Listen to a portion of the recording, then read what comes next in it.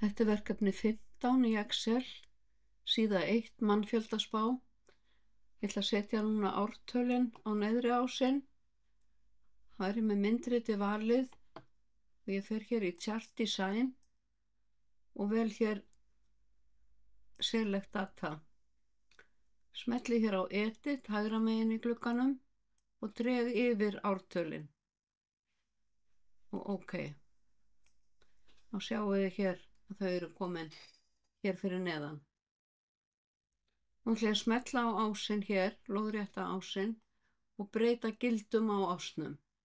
Þá fer ég hér í Format, Format Selection, sem sagt breyta eða móta valið svæði og hér í lægsta gildi þar ætla ég að skrifa 380.000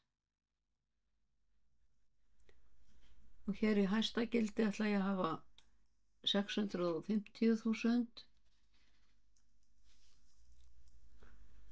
og tölurnar eiga að hlaupa á 50.000 og OK. Nú ætla ég að smetla hér á vinstri ásinn af því að ég ætla að sýna tölurnar hérna fyrir ofan línuna, þá þarf ég ekki á þessum tölum að halda.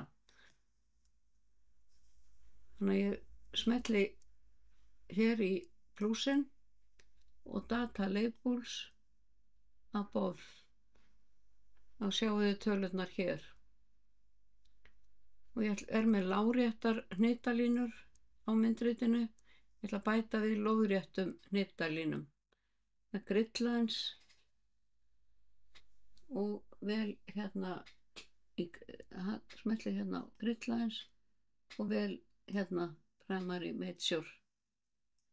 Svona. Þá lítur þetta svona út og það er ágætt líka að setja ramma í kringum myndritið annars. Það er svona ljós bakgrunnur. Og ég ætla að vista.